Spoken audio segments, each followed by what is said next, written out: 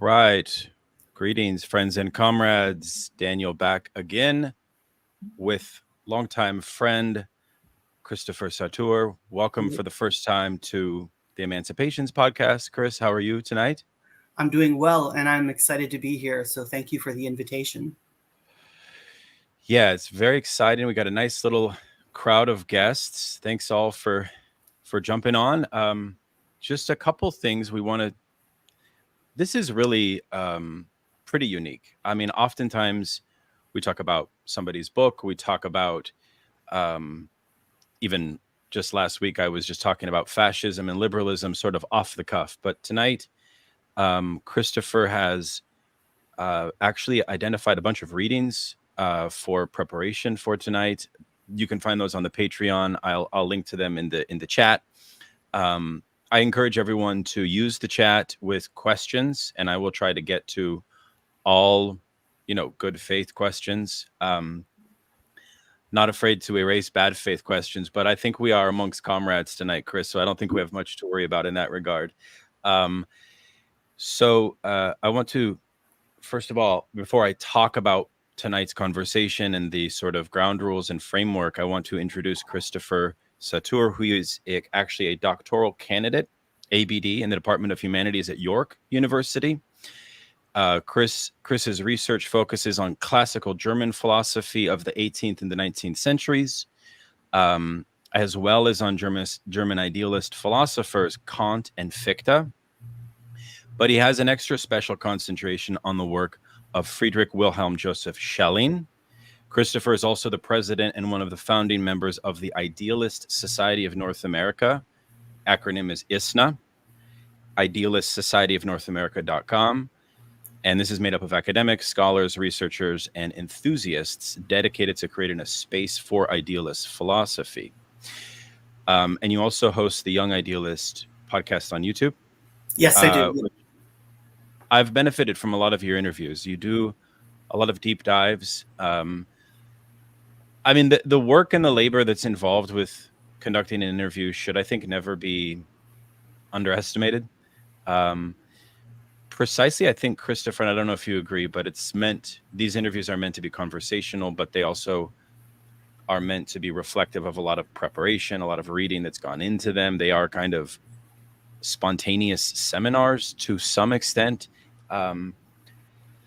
So tonight, this conversation actually emerges from a long-standing back and forth that Chris and I have had over my own captivation with the philosopher Georg Lukács, the great Marxist philosopher, and his text in particular, although obviously there's many seminal texts of Lukács, but a text called The Destruction of Reason, which is a sort of systematic, historical, sweeping analysis of the irrationalism that emerges within German idealist philosophy.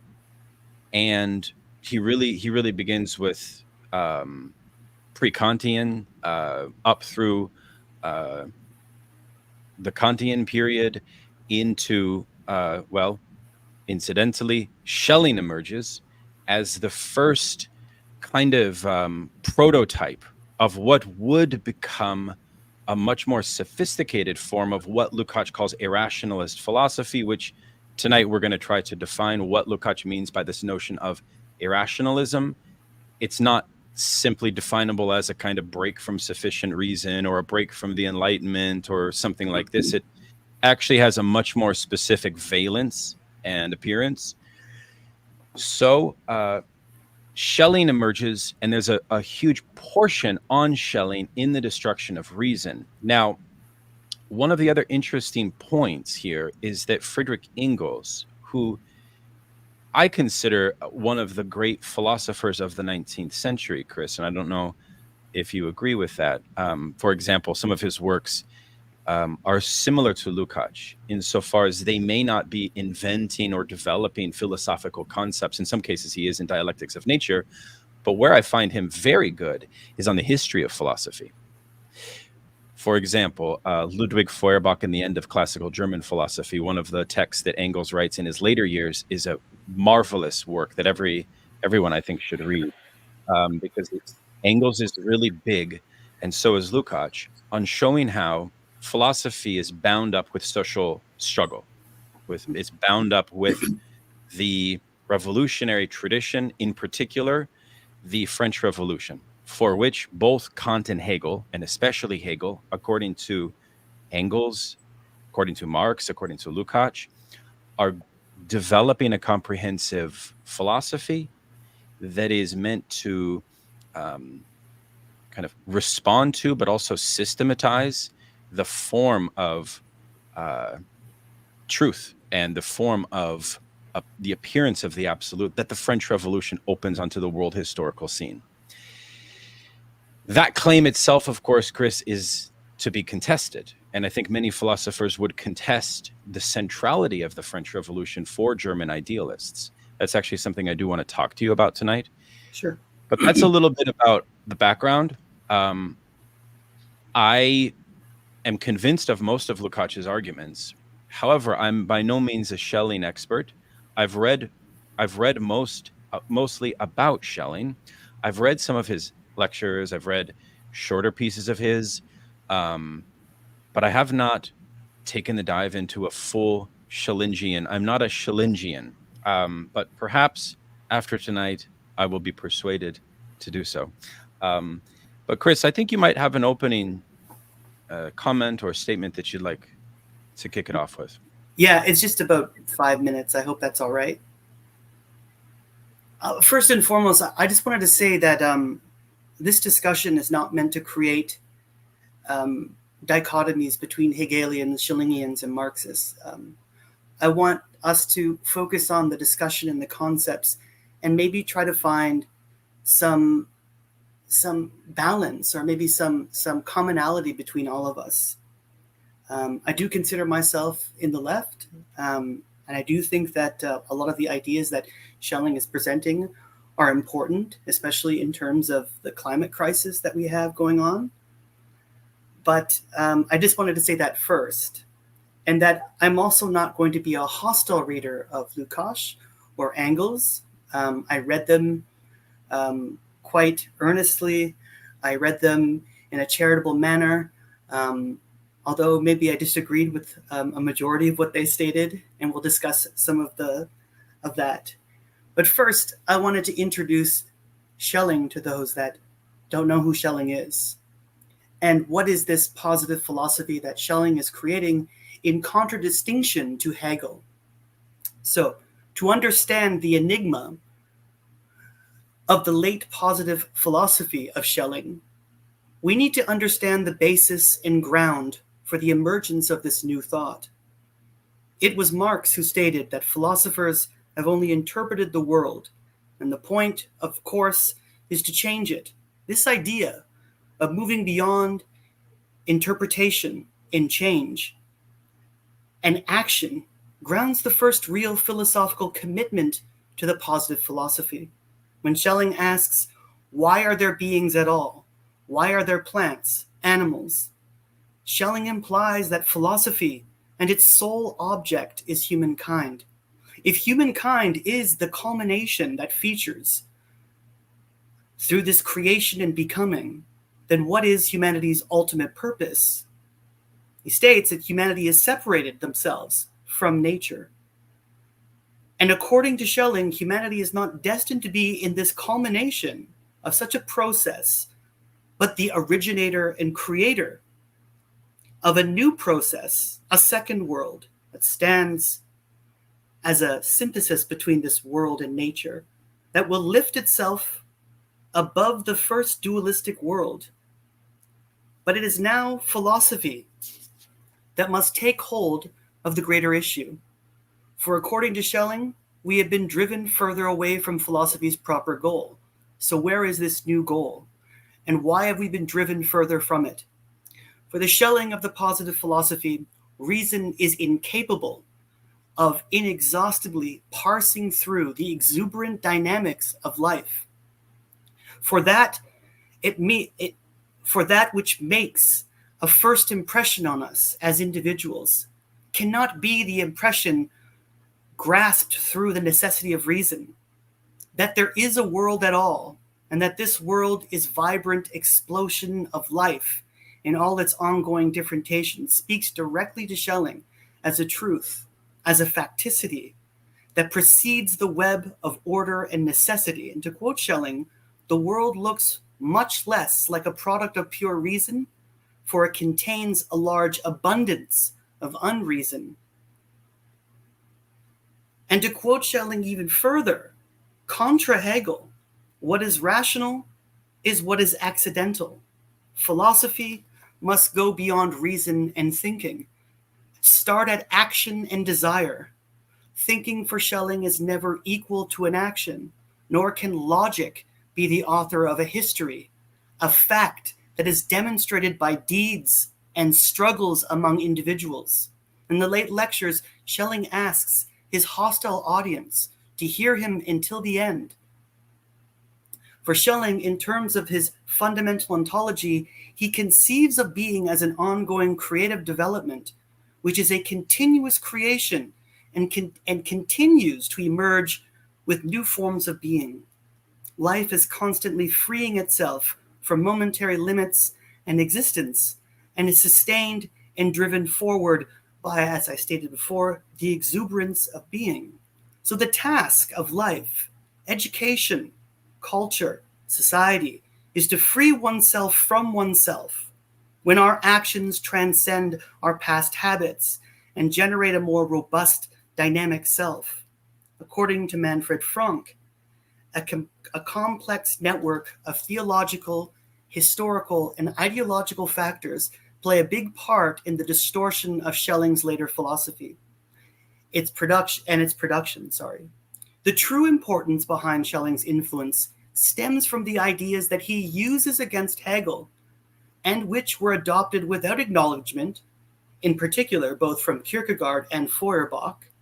Andrew Bowie explains that Schelling had accepted a version of Hegel's method, considered as a process of how knowledge develops right until the end, as is evident in his late philosophy of mythology. But what Schelling rejects is the idea that Hegel has a complete system, for Hegel only has a negative philosophy, which tells individuals what happens once there is a world, but it has nothing to say about the fact that there is a world at all, meaning the facticity cannot be explained or grasped by a thought, because it is the very condition of the possibility of thought's existence. Being precedes thought, Schelling states, in the grounding of positive philosophy. And Schelling's point in regards to being preceding thought is that consciousness merely attributes the world to its own activity. But when, in fact, Schelling's point is that as being precedes thought, consciousness is just merely attributes, gives us attributes of the world and its own activity, when in fact it is this activity that is prior of the world, and that consciousness becomes the condition of this possibility, the world becoming knowable to all individuals, and is a clear result from its incorporation into thinking. So thank you. That's just my little opening. Excellent foregrounding comments, Chris. Thank you. That's very interesting, and perhaps an appropriate implicit rebuttal of some of the Marxist criticism of Schelling that we're going to talk about. So I'm going to play devil's advocate, and I'm going to begin by giving a brief overview of Lukács's problem with Schelling. And the first thing we have to note is that dialectics, predominantly following Hegel in European philosophy, particularly in Germany, became, especially the left-wing Hegelian, the young Hegelian tendency, became a threat to the stability of the social order. We often talk about 1848, but there was also the July Revolution, 1830. There was a profound instability with the rise of industrial capitalism. And that's actually one of the things I really think is interesting about German idealism from a historical materialist standpoint. German idealism emerges coincides with the Industrial Revolution. And Romanticism and naturalism is the sort of bedrock by which Schelling is approaching Hegel. And the first thing we have to understand is that Schelling emerges as a lecturer who is in, according to Lukács's framework of understanding, and I want your take on this, who is providing an implicit and tacit support for a restorationist social vision that would retain within the culture a feudal absolutism. Basically a kind of pro-monarchical form of philosophy. We already know, or most of us know, about the pantheist controversy, for example. But dialectics and Hegelian dialectics, in a certain way, and even the young Engels, I always say, Christopher, it would make a wonderful film to show the young Engels, you see, because he's a student in Schelling's lectures, I think shortly after Hegel dies, if I'm not mistaken. Yeah. And it's remarkable to see these notes. He creates these notes, which he then later publishes, called the Anti-Schelling. And in these notes, he talks about who was in the room. And who was in the room was not just students. It was actually people from men of influence across the entirety of the social order. Because what was happening in the lecture hall of Schelling was a vision for where Germany and where the social order is to head. Right. And so immediately we have the stakes of Schelling's philosophy bound up with the fate of social and political life. And that's a quite powerful thing. Unfortunately, Schopenhauer would not experience such popularity for his lectures. So how much validity do you put in this claim that Lukács makes that we should understand Schelling's role as, especially the younger Schelling, we'll talk about the later Schelling later, as providing an implicit support for a restorationist, anti-progressive, what we might call implicitly anti-left-wing Hegelian tendency? By the way, and that's the first question I have for you. Then we want to identify what the hallmark traits and concepts and ideas of the young Schelling are. But first, tell us how you read that claim of Lukács. Well, I mean, I read this as Lukács being extremely, looking at the very important epochs that lead up to these moments. And he considers that Schelling is the first manifestation of irrationalism. The interesting thing is, what I saw Lukács doing is kind of setting up multiple dualisms. He starts off by making a distinction between dialectics and irrationalism and left and rightism. So he gives up the example that on the left is Goethe and Aachen. Aachen is, of course, a nature philosopher following the cue of Schelling's nature philosophy.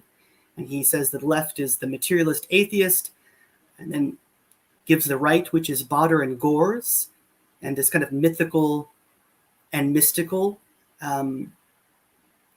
apparatus. But the problem here is that, and this is going to sound like I'm detouring here, but Bader was not a philosopher of the Restoration. He was laughed out of academia. He was laughed out of the university at the time. It's true that Bader does get Schelling into, as Lukács says, thinkers like Jakob Böhme, Meister Eckhart, this Neoplatonic kind of mystical homage. But essentially what they're doing is they're using theosophical concepts, theosophical ideas to make kind of more richer ideas in philosophy. So I noticed he sets up these very interesting oppositions, dialectics versus irrationalism. And the interesting thing is that even in the young Schelling doesn't really have what's called a dialectic. He has he follows what's called the law of identity that he gets from Fichte. But in the nature philosophy, there's essentially a kind of a series of potencies or powers of how nature emerges. I read the article that you sent by Adrian Johnson, and he seems to think that even in the nature philosophy that Schelling is spiritualist, but that's not what Schelling is trying to do. Schelling starts off with this kind of absolute productivity of nature, which is this unconditioned principle, showing how everything is kind of connected like a stream, and that each individual product is kind of like a whirlpool that, you know, is inhibiting the force of that production.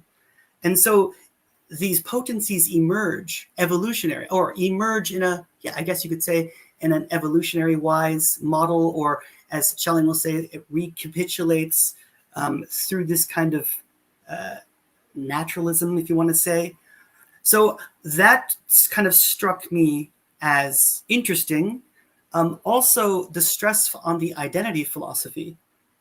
And it's so interesting that there's so much talk of the identity philosophy. You know, as the great Frederick Beiser states, you know, Schelling created the concept of absolute idealism, and it was Hegel in the Differenzschrift, so his essay on the difference between Fichte and Hegel, that showed, you know, this is what Schelling's doing. He's creating this kind of identity of identity and non-identity, that then Schelling takes this formula and then uses it for his other works. But I can note that he's showing you, okay, look, this is the era of the time. We're coming to this rich era of philosophy. And, you know, it's interesting because the young Hegel and Hölderlin and Schelling wrote this great piece called the oldest. I can't even think of it right now. They wrote these lines, the oldest systematic form of German idealism, where they talk about the idea of a state can't be an idea, because true ideas are organic and they can't create these constraints on its people. Therefore, the state must, you know, vanish.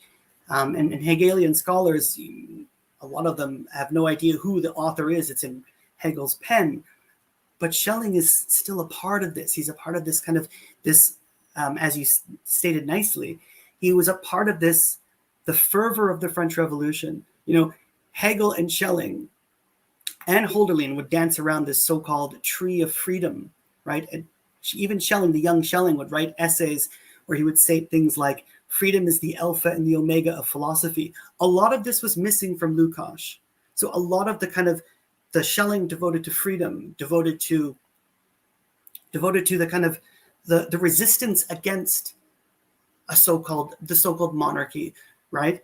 Which I think should be stressed. Now, a lot of this has to do with the fact that in North America, or the Anglo-American world, Schelling has been concealed majority for, you know, in the 70s and the 80s, we had Hegel studies, but we didn't really have a strong, adamant voice of Schelling. We had Kant and Hegel, and Schelling was always seen as a stepping stone.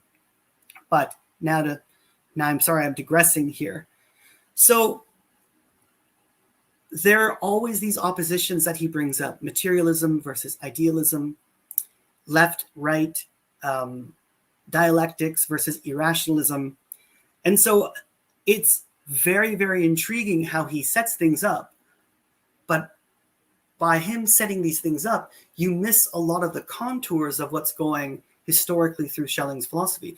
Charles Sanders Peirce was quoted by saying that the true scientist of philosophy is Schelling, because he was not constrained to one system. He had multiple systems. He wasn't afraid to drop one system, to recreate things. Schelling would often call his works a first sketch in order to work through things. So it becomes a little different when we talk about the later Schelling, the Schelling that's kind of devoted to a philosophical religion. that's kind of deeply rooted in Christianity, and becomes, he goes to Prussia. But Schelling had been working. He was the vice president of the Bavarian Academy of the Sciences, and was a tutor to Maximilian II, who was the king of Bavaria already. So there's some truth to what Lukács is saying, that yes, Schelling is around a lot of men of influence, but he's also going through a kind of mad depression after the loss of his wife. So he goes to Stuttgart, he does these lectures, and at the time the only people that were attending his lectures, because his brother Karl feared for Schelling's kind of sanity. He had just lost the love of his life. So he was doing lectures to judges, to politicians, in secret rooms. These became the Stuttgart seminars. And of course, to the Junge Hegelianer, this is going to seem very bourgeois, of course, right? And both Engels, I think, both Engels and Lukács, they have this caricature, which, by the way, is no fault their own. It's the fault of academia. It's the fact that there has been this loss of scholarship on Schelling. And so this idea that intellectual intuition is kind of like Meister Eckhart's beatitude, where, the eyes which I see God is the one that God sees me, that we have this instant connection with God, and that's not what intellectual intuition is for Schelling. It perceives the archetypes, or just like how sensory intuition would perceive sensible objects or shapes. Intellectual intuition is this kind of, it allows for us to add our own creation to products. So when we have an idea, we add our own element to it. Sorry, I kind of went all over the place there. No, that's a wonderful bridge, I think, to help listeners to understand what irrationalism is. So there's a couple forms that irrationalism takes according to Lukács in The Destruction of Reason that I think is worth us pinpointing. The first is how philosophers deal with this Kantian proposal of the notion that there is an unknowability in things in themselves. Yes. The noumenon. This proposal of Kant is obviously something that is refuted by Hegel, which, according to Lukács, even Hegel's phenomenology should be understood as an implicit rebuttal to a form of epistemology, a form of knowledge, a form of thinking the absolute, yes, that would be exclusive to this fundamental, what you might call Socratic or even Platonic egalitarianism that's implicit in philosophy itself, which is that the absolute must be knowable by all. Let me make a quote from the early Schelling to get your take on it, on intellectual intuition, because what Lukács thinks is problematic about intellectual intuition is the idea of intuition becoming what he calls an aristocratic epistemology, in which only those philosophers that possess it can be the ones inducted. So it becomes a limitation on the egalitarianism of Hegelianism. Quote, "The knowledge must be an absolutely free knowledge, precisely because all other knowledge is not free. It must therefore be a knowledge not attained through proofs, conclusions, or the mediations of any concepts at all, and thus altogether it must be an intuition." So this permits Lukács to extrapolate a claim that there therefore is this is where this implicit aristocratic restorationist conservatism emerges. Now, the interesting thing about that is that it's a critique which is putting forward what you might call a kind of esoteric. I mean, Leo Strauss has this very interesting idea of the political implications of esotericism, of how elite, implicitly pro-capitalist philosophical concepts mold themselves to a defense of the status quo. That is what Lukács means by irrationalism. What is Hegelianism, and why is Hegelianism as a dialectical philosophy egalitarian? It's because there was a becoming conscious aspect of the knowability of social forms and therefore of social antagonisms that allowed the intellectual class of Europe, but theoretically beyond Europe, to come into a full knowledge of society. So it's a social dialectic. And Lukács has this notion that the bridge from Verstand and Aufhebung, understanding and reason, remains essential for Hegel in this dialectical social philosophy. So one can see immediately that even though Hegel may waver and he may support the Prussian state, implicit in this egalitarian notion is something quite dangerous to the social order, right? Especially its left-wing flank. So that's the kind of argument, right? So irrationalism therefore involves an epistemology that distorts the implicit egalitarianism of Hegelianism, okay?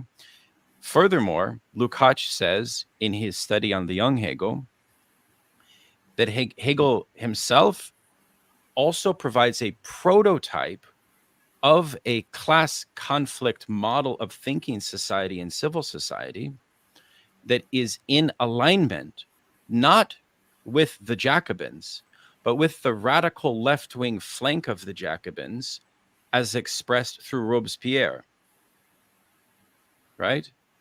Mm-hmm. Okay. Hegel scholars will probably dispute that claim. I think as a Marxist, I'm quite drawn to it, obviously. So how do you find that argument? How do you find this argument about the implicit egalitarianism of Hegel's dialectic? How is Schelling dealing with the social aspect of it? He's a naturalist. You talked in your opening remarks about ecology, about climate, about nature. That's quite valuable. But is that legitimate? Is that a legitimate critique that Schelling is actually abandoning the field of the social, the field of the political in his epistemology? And is it hyperbolic or is it exaggerated to call Schelling's epistemology aristocratic? Those are some very interesting questions. So here's the thing. The concept of intellectual intuition goes through several changes in Schelling's philosophy. In his very first essay of the I, intellectual intuition, in a sense, is almost identical to Fichte's early understanding of it. So it relates back to an absolute I. And this definition goes through several sketches, several changes, to the point where in 1801, Schelling writes a very Spinozistic treatise called The Presentation of My System of Philosophy, where he molds his entire system. And this is where we get the night where all cows turn black from. Schelling has definitions, corollaries, makes grandiose statements like that, there's this thing called absolute reason that is all things. And the argument has been there hasn't been room for difference. There isn't allowed a room for difference, but he does have this argument for quantitative difference later on. However, what I'm alluding to here is that this idea of intellectual intuition, which sounds very much like the intellectual love of God in Spinoza, changes more closer to 1802 and 1803. So it goes through this kind of Spinozistic phase. Schelling is struggling with Spinoza for a long portion of his life. He considers Spinoza a very great teacher, I guess you could say, but also he's working out this, the realism of Spinoza and the idealism of Fichte. And so he'll say later on that idealism is the soul of philosophy, realism is its body. Only the two together can form a living whole. And so his ideas, from the very beginning, which are very Fichtean, and then slowly are changing,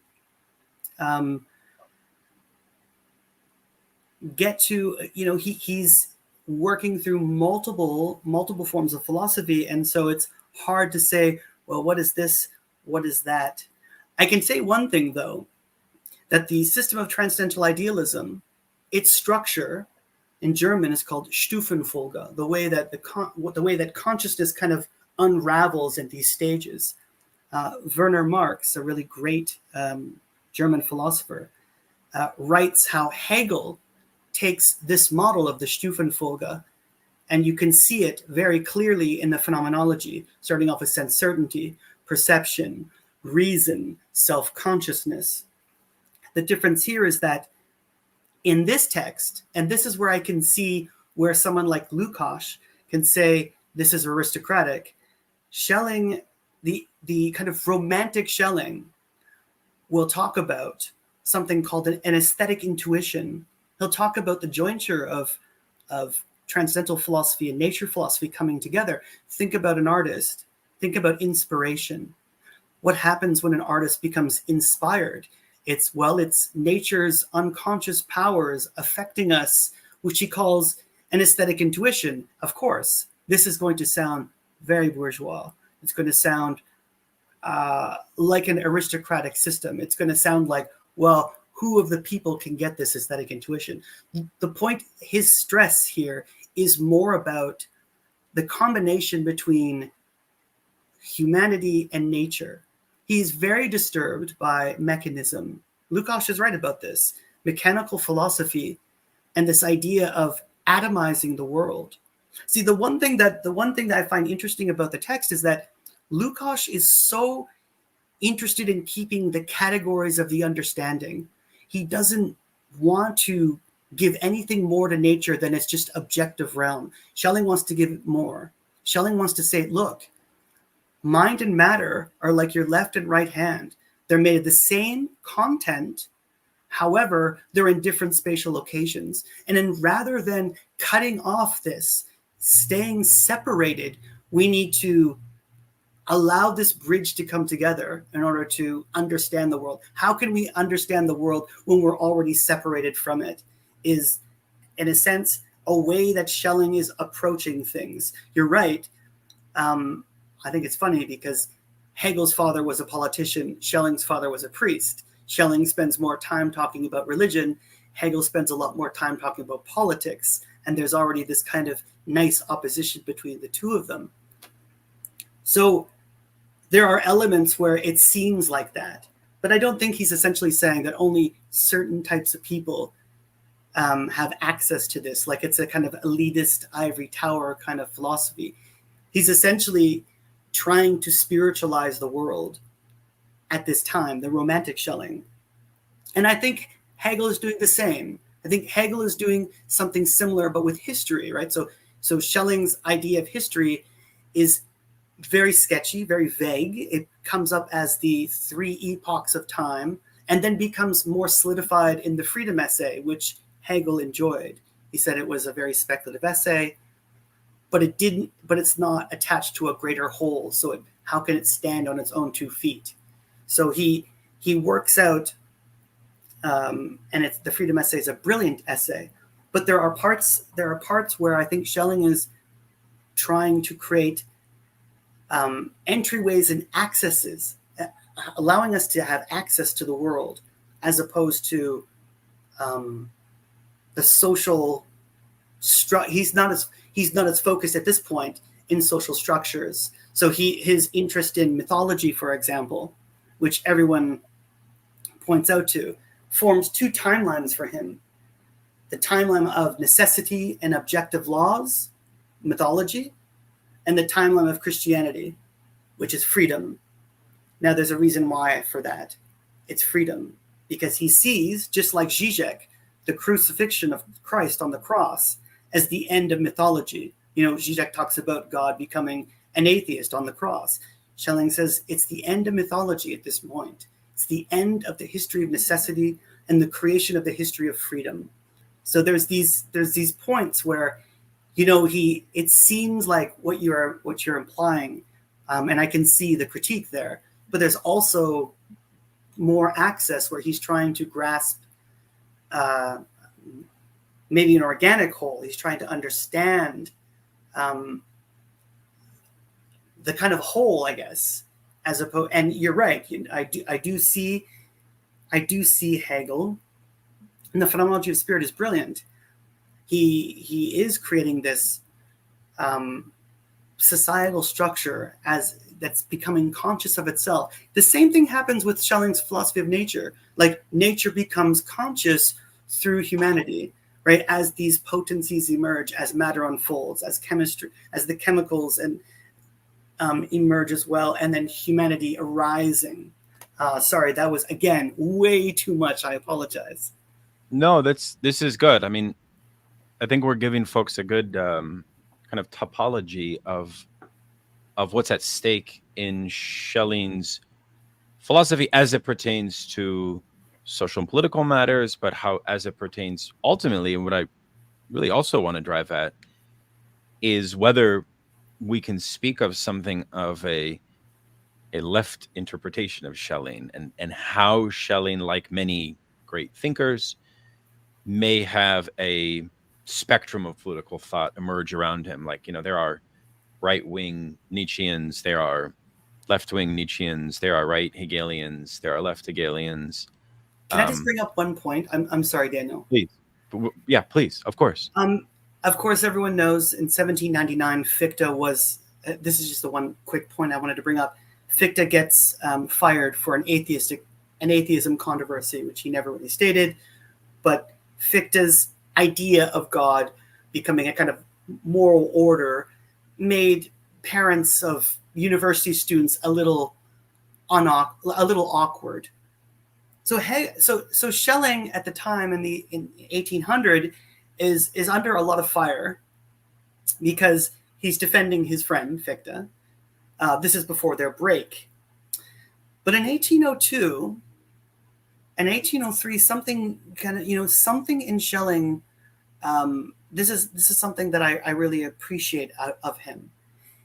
In the Tübingen Stift, so in the seminary school, they were taught Kant, but a dogmatic Kant, like a theological Kant. And for Schelling, freedom is the highest ground. Even the positive philosophy, freedom is the ground of this.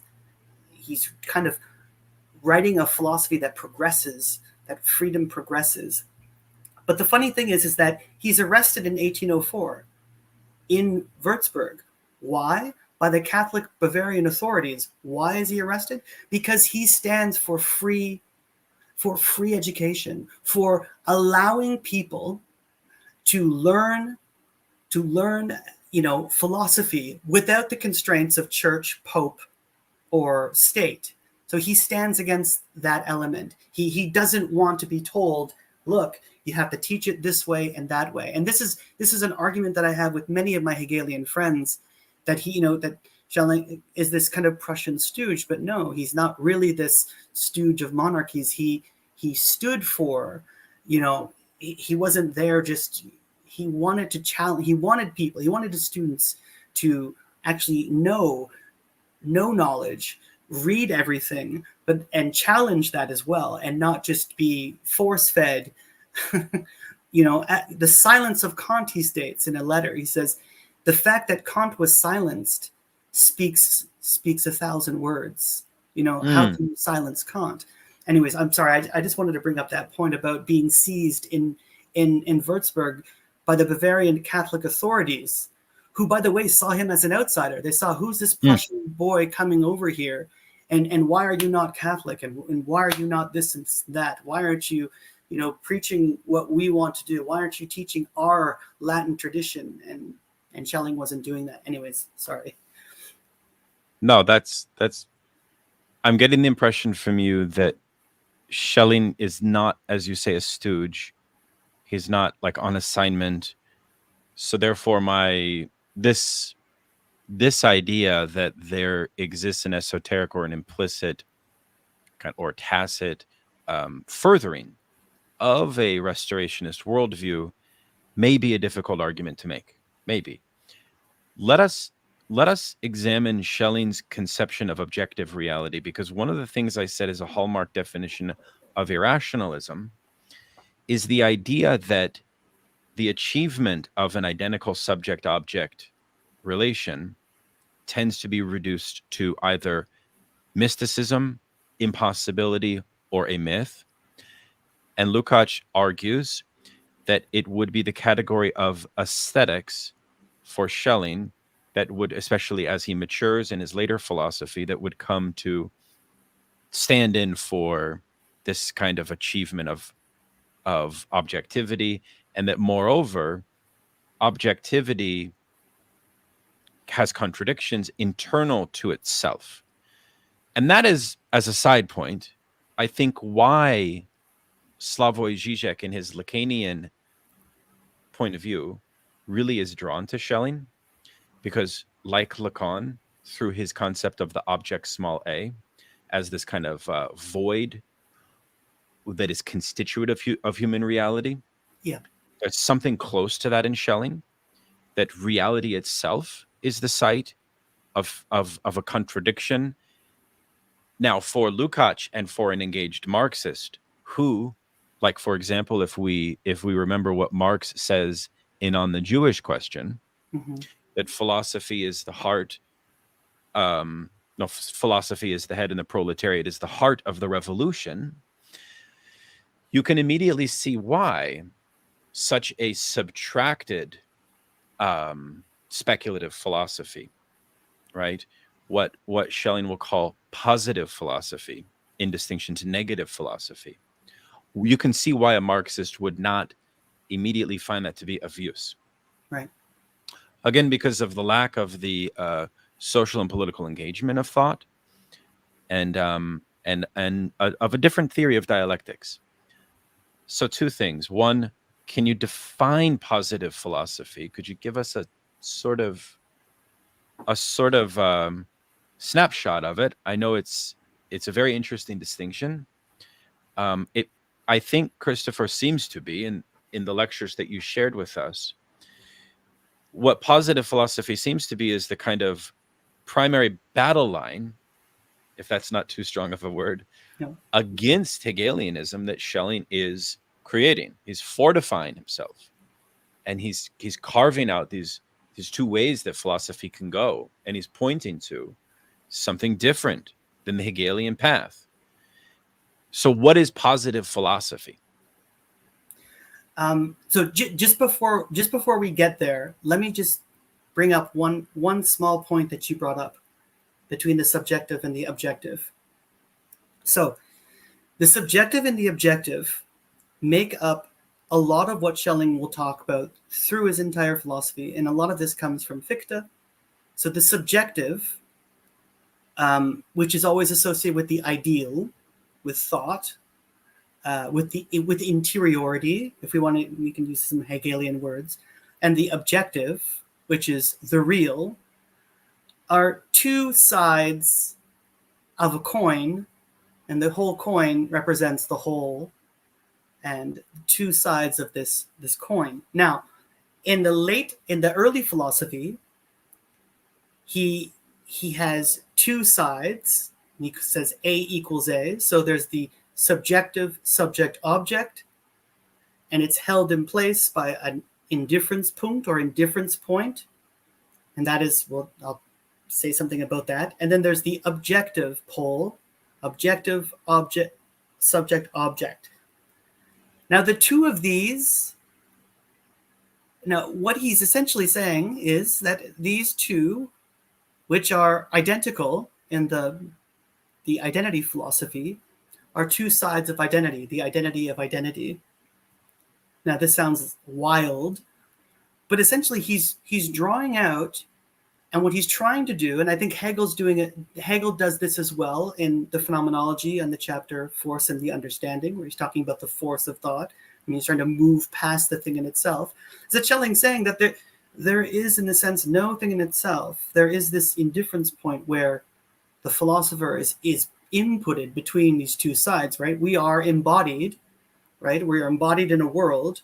We have our own ideas, and that world either conforms to our understanding, like with Kant, or that there is something, or that we are a part of nature in this left and hand, what I had brought up before, left and right hand, two sides of one coin, same content, but in different spatial locations, and yet conjoined. And yet we, being the good Cartesian subjects, and we still are Cartesian to a certain sense, the sense that we don't recognize the other.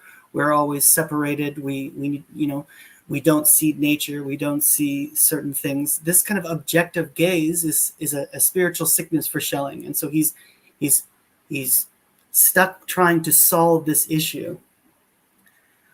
So he does this through a form of monism, and he then, through Spinoza, as I talked before, and then something happens. His thought becomes radical. He doesn't, as Engels says, go into hiding. He's teaching, of course, in Munich, but the positive philosophy really kind of emerges in 1827 when he's writing something called The System, or when he's doing these lectures called The System of the Ages of the World. Now, what is the positive philosophy? Now, Schelling will state, and I think he's right about this, is that what Hegel has done with idealism, absolute idealism, he solved everything. Hegel has solved negative philosophy. He has solved, as far as philosophy can go in terms of essence, right? So essence in the form of concept in the form of idea. But then Schelling radically sees a problem with this. And the problem becomes the problem of beginning.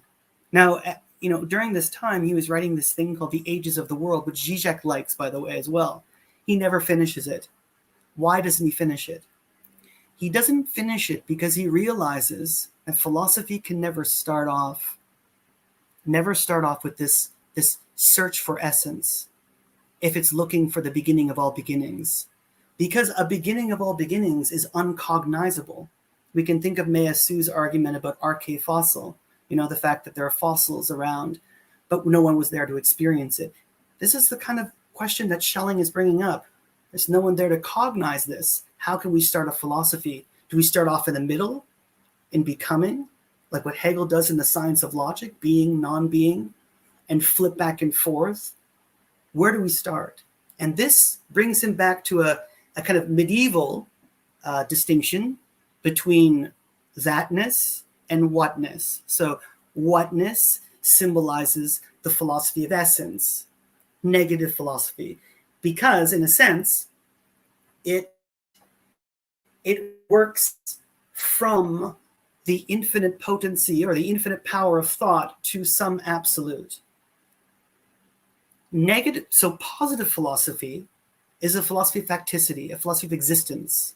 It realizes, in a Meillassous'ian sense as well, that contingency is first.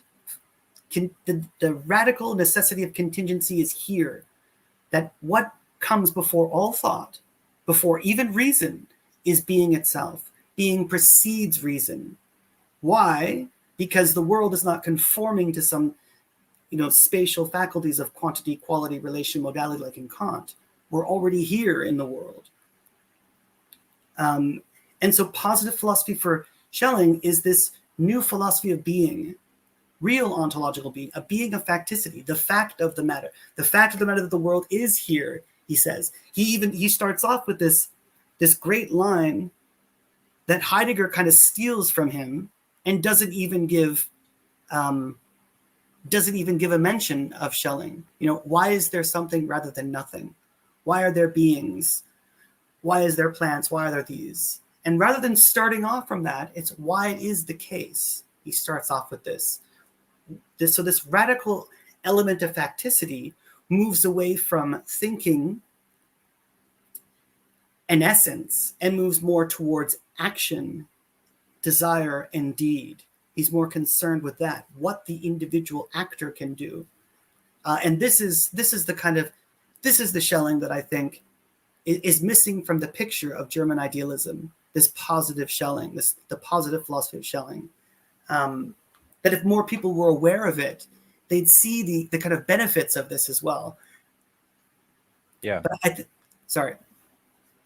No, you really nailed that. I was struck by your lucid response and your clarity in that particular question. So kudos on that. It's obvious to me that you've spent a lot of time with Schelling, and it's also clear to me that Schelling invents a labyrinthine philosophy, right? So some of these accusations of which I want to return to, yes, and regarding shifting, so we'll return to Schelling's thought in a moment, but I actually want to take a step sideways for a moment, if we might. We have over 400 people watching this stream, which is very cool, on X and on YouTube combined. So please, you can, like, I guess, tweet your questions or comment on YouTube. It's wonderful to see this interest. In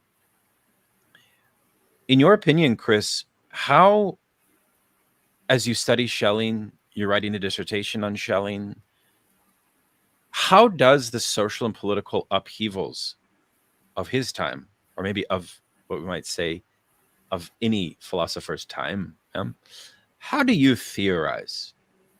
If you have thought about this, I think you have somewhat.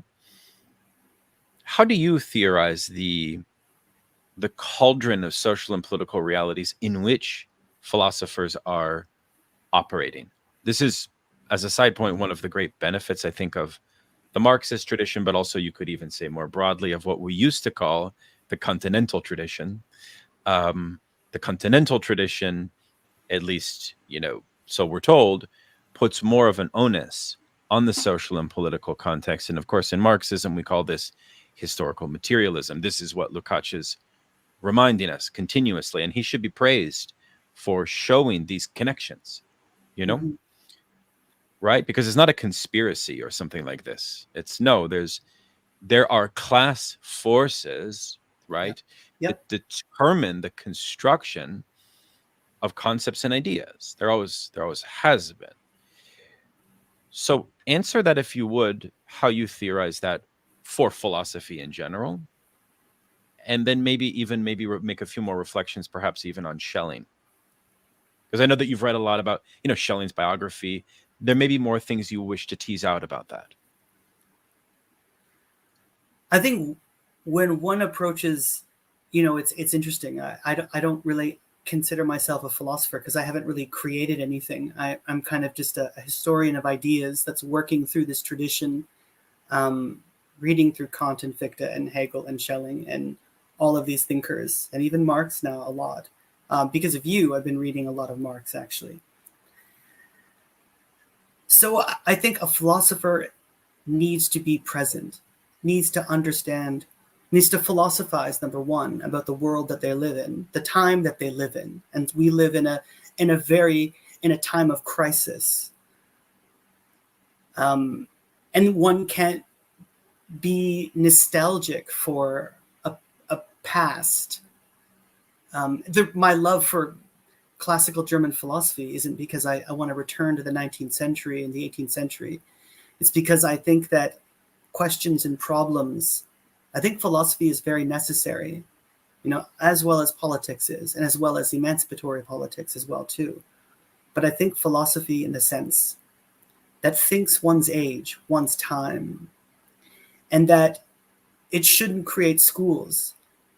One of my mentors, well, it's funny, he was never my teacher, but he's someone I listened to multiply. His name is Sean J. McGrath. He stated at the Schelling conference, what is a Schellingian? This blew me away. He states, I'll tell you what a Schellingian is. A Schellingian is a philosopher of freedom. Work through his texts. But don't work through his text to create another Schelling. There already was a Schelling.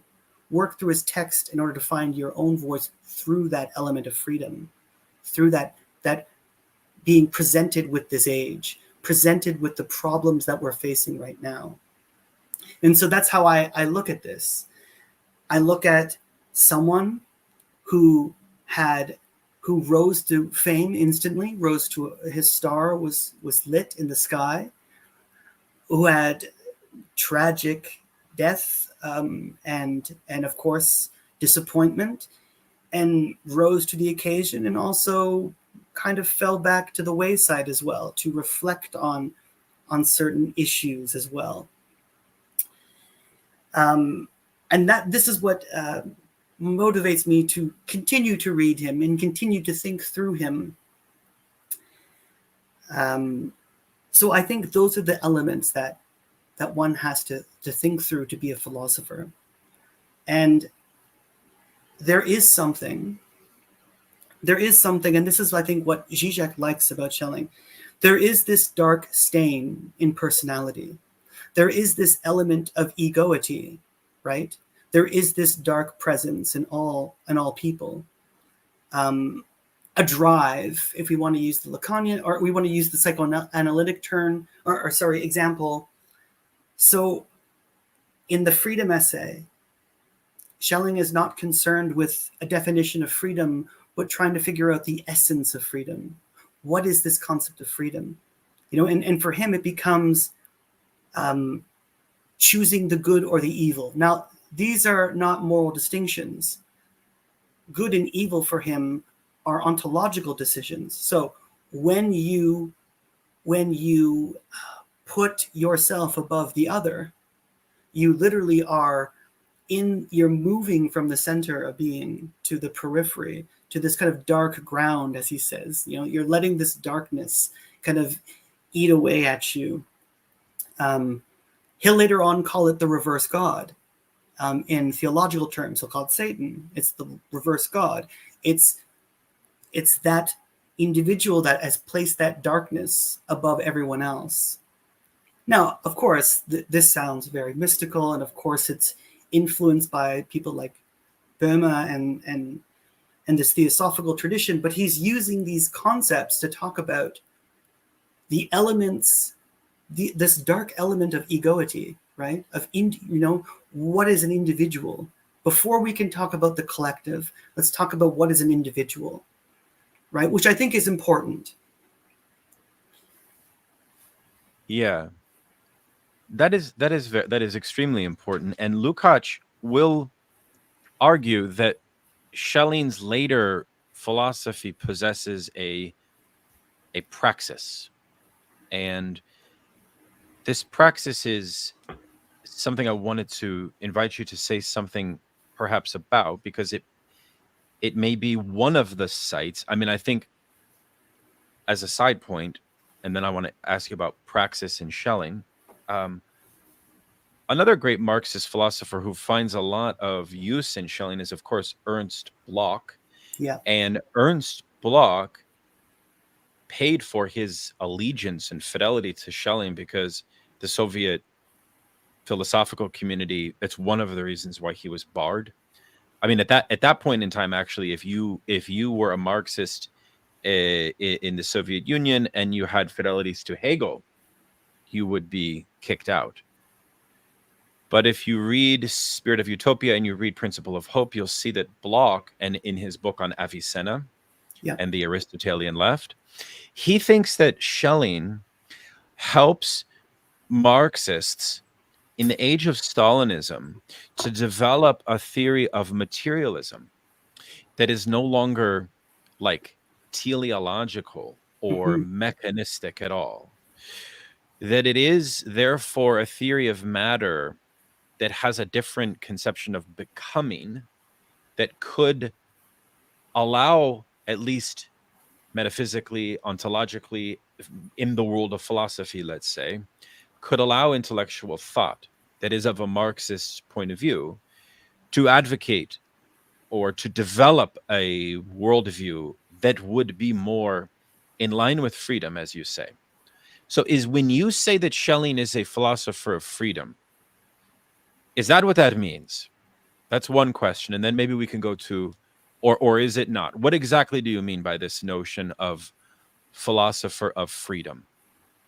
People say this about Hegel too, but I'm thinking that Schelling has a very distinct form of how that appears. What is that?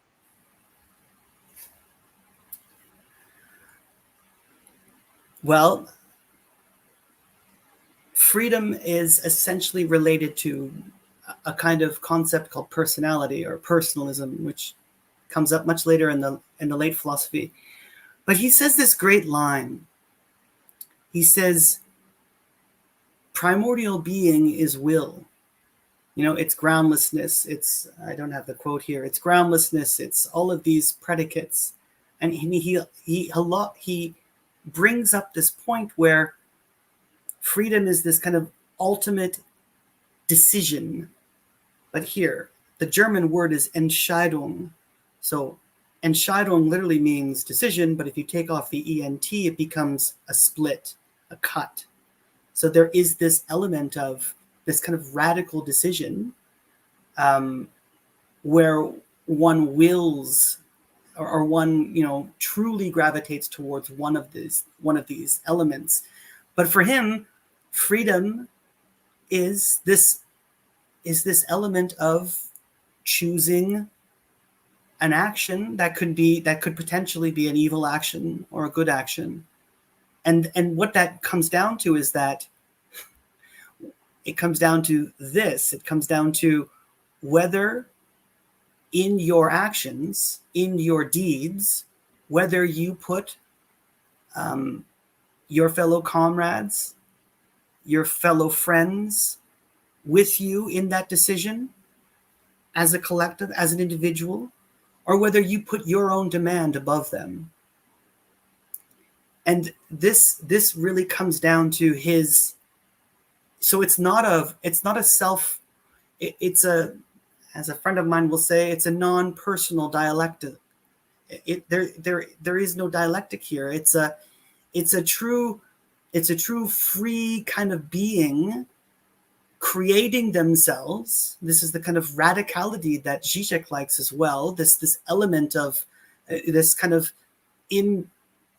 this impersonal egoity there. That is, whether you allow that egoity to kind of take over yourself, right? You could say the capitalist, you can say the fat cats, you could say anyone that, the revisionists, certain people that don't care for the certain, what maybe the cause here in this sense. So freedom it's an ontological register, but it's an element where one really has to think about their grounds and how they relate to the whole, relate to the other, in a sense. And if they don't think that way, they become literally what he says, the reverse God. And what does that mean? Well, that means all that you are is this empty being that wants to crave and crave and crave desire.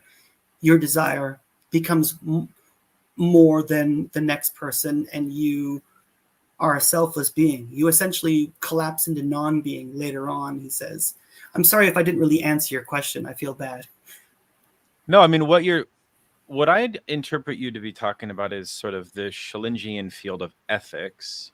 Yes. Right. And I want to understand how that might relate to what Lukács calls his praxis, because Lukács is very concerned with what we might refer to as an implicit voluntarism. Yes. Right. Which why is voluntarism a problem? It's, I think, a problem because it promotes a type of relativism on the one hand. It's also a problem because it also could reduce human action to a subjectivism in which we lose the careful construction of the metaphysical system that we have developed in our epistemology. So it ends up becoming an ethics which is disconnected from the philosophy as such. Perhaps is one way to put it. I think another way to get at this would be precisely to understand what Schelling means by this notion of the abyss, and how that notion of the abyss might relate to this Kantian idea of, so what, help us understand this notion of, I mean, it's a truism that German idealism has, from Goethe all the way up through Nietzsche and beyond, conceived of freedom as a monstrous achievement, which is terrifying. So this idea of freedom in the abyss are almost synonymous for many German Yes. idealist philosophers. That's a fact. And I think that's a great merit of German idealism, to show the monstrosity of freedom. Can you say more about this notion of decision, right? Because Yeah. when I hear decision, I do, speaking, Yep. from the perspective of ethics, I do get concerned about voluntarism. For example, and I'm not comparing Schelling to Carl Schmitt at all, but Schmitt is a kind of decisionist, right? And one of my very good friends, Harrison Fluss, he's a great, one of the finest Hegelian scholars working today, will remind me over and over that decisionism is very anathema to Hegel and even to Marx. And I've always been convinced of that, Chris. So I am skeptical on principle of decisionistic ethics. Can we unpack that a bit more about this notion of decision and abyss? Is that possible? Yes, absolutely. Back to the freedom essay, Schelling gives us a kind of cosmology, which is very important. Zizek finds this important. Paul Tillich felt this very important. Tillich was a part of the Christian socialist movement that also was inspired by Schelling. Bakunin felt there were certain anarchistic lines in Schelling's thought. Essentially, Schelling gives us, in a broad sense, he talks about the ground of God, that God has created the world through a kind of Kabbalah, through the Kabbalah, in a sense. He creates this ground of excess, this dark ground, which is nature and God. And literally what he's doing here, for those that are already worried, is he's talking about separation from the absolute, right? The fall, the biblical fall, if we want to talk about it in that sense. But what does it mean to be an independent being? So already this ground does not have innate knowledge, doesn't have this absoluteness. It is surely, it's in a sense equated to the divinity of God, but yet not God per se. And so this is where matter kind of unfolds in this, you could say, chora, to use the Platonic term. And it's to show that in this moment of this dark ground, there's a kind of eternal yearning. Zizek talks about the cycle of drives, like a wheel, come from this dark moment, this yearning moment. And essentially this means that every individual that's born in this ground, every human being, has this speck, I say, of this yearning in them, this yearning from the ground. But that, in a sense, that taint, in a sense, allows them to construct their identity. And I don't mean identity in how we talk about it these days. I mean themselves as an individual. And so he presents this idea that as independent from this absolute, although being in the ground, we already have this darkness, this abyss, this Ungrund,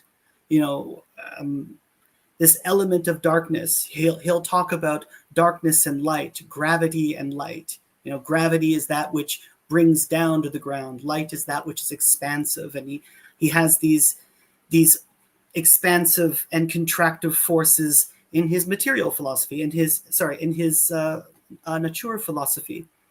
But all of these elements, the contractiveness, the expansiveness, they all are in every individual. It's what shapes the person. Now, you had brought up, volunteerism, and of course, this kind of sounds, volunteerism leads people to think about Nietzsche and Nietzsche's kind of will to power, and this is not where Schelling is going. Essentially, he's talking about this, that every individual is born into this kind of chaotic or darkness, and then in a sense kind of, is expands into this or moves away from the darkness into the light, which sounds very theosophical. But interestingly, that's just a metaphor, I guess you could say, for the daily struggle of everyday life. Life is struggle. Personality is struggle. It's not going to always be sunshine and roses. Life is, in a sense, he'll even say nature. He says this in the Stuttgart seminars, that even nature yearns for a lost essence, or gives in to melancholy. And he says this because he's dealing with this great loss of his wife. And he talks about this beautiful element of what true freedom is. And he says, think of a human being. Think of your eye getting pink eye, right? Freedom is both intoxicating and in a sense ubiquitous, in the sense it's everywhere. But the whole idea is about finding balance in that. And so your eye is a part of your whole body, and yet it can be sick. But once it's sick, doesn't mean that your mouth is sick, et cetera, et cetera. So there is this individuation within this whole, is what he's trying to get at. But so that's one element of personality in terms of individuation. But decision here, the decision or this Entscheidung that happens, that occurs, is where we, and he gets this from Franz von Baader actually, it's kind of like, and he draws a circle and a dot in it. He says an individual being is this, are these, we have these elements or these principles of darkness and light in us. And to use better terms, so I'm not just speaking in esoteric terms, darkness we could say is ego. Light we could say is I. When we say I, the word I, ipseity, if you want. And the individual collapses into egoity, collapses into darkness. They choose that, by the way. They choose that. If they get caught in this digressive, oppressive cycle of desiring, if they move themselves to the periphery, and what he says by the periphery of the circle, he means essentially to making every decision about fulfilling some desire, and of not being a part of a collective, of not being a part of a community, or of not being part of recognizing others, then you're lost. You are this reverse entity. You're this reverse being. And this is some of the things that this essay is one of my favorite essays by him.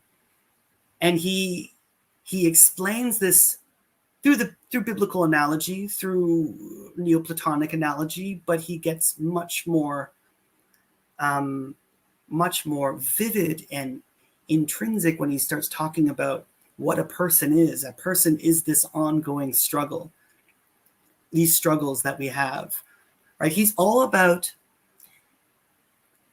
action and deed, this element of facticity. We're already in 1809 at this point, as I'm talking about the freedom essay. We're getting slowly closer to the positive philosophy. But I don't want people that are listening to think that this is just a Nietzschean moment. This is a Nietzschean will. This is an individual will. This is meant to be this. It's not like that. This is a being. This is not a solitary being. the minute that a person becomes an individual, they're an individual among other individuals. But we don't need to have that Hegelian moment of this kind of dialectical self-recognition. Individuals are, in a sense, emerge and are, in a sense, universally recognize each other, are supposed to, in a sense. They are supposed to see commonality amongst each other, is briefly what he's trying to get at. And freedom is that element of whether you want to take that commonality with everybody, whether you want to throw it out the window and only think about yourself. And there are many people like that. There are many people that would rather subordinate their own will over everyone else. And he thinks this is the greatest evil. This is the evil of the capitalist, of the rich elite that think that all homeless people are terrible and say horrible things that you and I both know when we read on Twitter and we completely shudder. Things like this. So Lukács thinks that this notion of the abyss, this notion of the concept of the leap, right? I want to drill into this a little bit more because it's so interesting. In the later Schelling, Lukács will argue that Schelling argues that there's an unbridgeable duality between the absolute and the real, between God and the world, and that this can only be overcome through a leap, which at this point is based on what Schelling calls the organon of intellectual intuition, which he grounds in kind of an aesthetic theory of knowledge. And I wonder, how this might link up with what you're talking about, this idea of a kind of ethics, because you're talking a lot about relationality, that there is almost like a philosophy of solidarity implicit in Schelling, right? It's not a voluntaristic philosophy. It's not an uber individualistic philosophy, and that one can provide, and maybe you are providing, a kind of leftist interpretation, if that's the right phrase, even though I use the word leftist and people get quite mad, and we'll lose our over 550 viewers, because unfortunately so many people no longer believe in the idea of the left today, Chris, as you know, which is, I think, a tragedy, because there's something different from the immediacy of how people have degraded this concept to what its historical meaning is, right? Yeah. And I think in this regard, I think you are articulating something that I think you should be honest, right? That is reflective of your interpretation of Schelling as well, perhaps, especially all of this focus on relationality and so on. Perhaps that's true. But could you say a couple more things about this? This notion that the origin of the sensory world can only be conceived as a complete breakaway from absoluteness through a leap, right?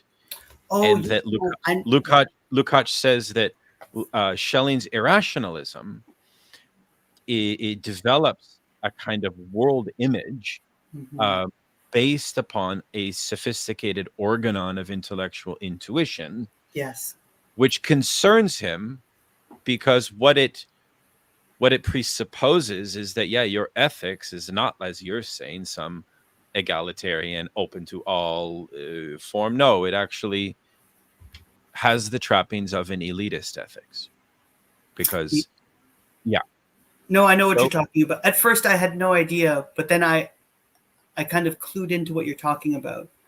Okay, help us out then. The leap is actually called the ecstasis. It's the ecstasis of reason. It's a leap outside of reason, actually. And it has a lot to do with his positive philosophy. As we were talking about before, we were talking about this kind of moment of trying to talk about the beginning of all beginnings, or an older Schelling would say that the first presupposition of all philosophy is that the knower and the known are identical. Now, of course, for Hegelians listening, there are no such thing as presuppositions in philosophy. And so what this kind of begs the question is that the questioner who is questioning a specific problem, in a sense, already has the answer, and a kind of, as a presupposition. Hegel hates this. He found this super problematic. And I think there comes a time where the philosopher, like Schelling, will state this in a sense, that Lukács, in a sense, tells him that he's formed a dualism. He's created negative and positive philosophy, and this is a dualism.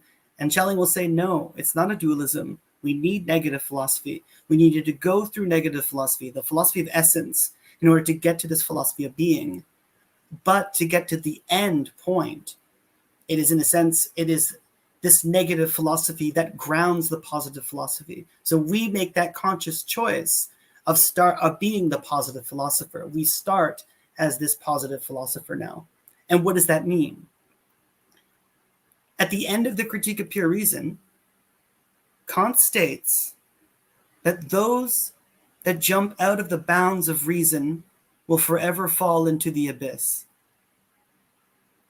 And Schelling kind of has this as an echoing sentence throughout his late philosophy.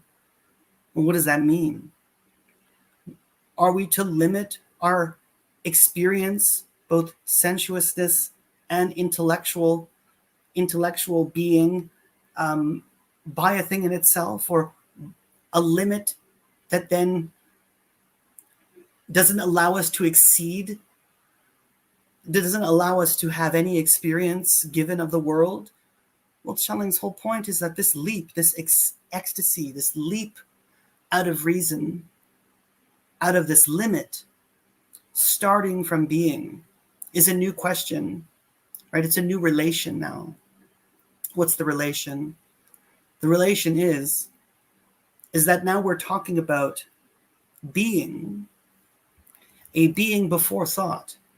We started off philosophizing, according to Schelling, with these infinite potencies, which Lukács and Engels translate as powers, the powers, or he just means those potencies, the levels. Or so for Schelling, it's this leap out of reason into reason, right?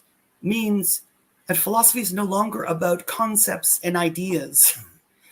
It's no longer about that. It's about the individual facticity of being. It's about, I don't want to sound like I'm a Heideggerian here, because I'm not. I'll give you an example. He says something very nicely right here.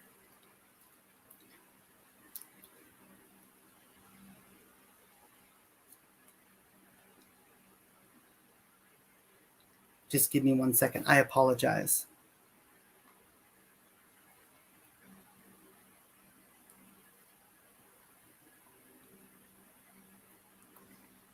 This is Schelling. From The Grounding of Positive Philosophy, some of the readings that we had assigned. He says, why are there such beings at all? Why are there plants? Why animals? One answers me. They are but steps over which nature ascends in order to arrive at humanity. Thus, in humanity, I shall find the answer to all questions, the solution to all riddles, and for this very reason I'm inclined to agree with those who for ages have claimed that the sole object of the final science that answers all questions, the sole object of philosophy, is humanity. But if humanity is undoubtedly this culmination and this extent the goal of all creation and becoming, I am therefore entitled then to proclaim that they be the ultimate purpose as well. Would I be justified in doing this if I knew how to specify what being, which permeates every level of becoming, of every level of its efficient cause that intended them to be? I am, however, capable of specifying this, I think not. I could conceive of that being perhaps as something that, initially blind, struggles through every level of becoming toward consciousness. And humanity would then arise precisely at that moment, at that point in which the previous, here we go, the blind nature, the negative philosophy, its philosophy of essences, its previous blind nature, which would reach self-consciousness. But this cannot be, since our self-consciousness is not at all a consciousness of that nature that permeates everything. It is just our consciousness, and hardly encompasses within itself a science of becoming applicable to all things. The universal becoming remains just as foreign and opaque to us as if it had never had a bearing on us at all. Therefore, if this becoming has achieved any kind of purpose, so this leap outside of reason, if it has any reason at all, if it has any purpose, it is achieved only through humanity, but not for humanity. For the consciousness of humanity does not equal the consciousness of nature, but one answers, of course, the ultimate and highest purpose does not lie in the human faculty of cognition, since nature is impenetrable to humanity, and conversely, man is foreign to a nature that indeed continues beyond him.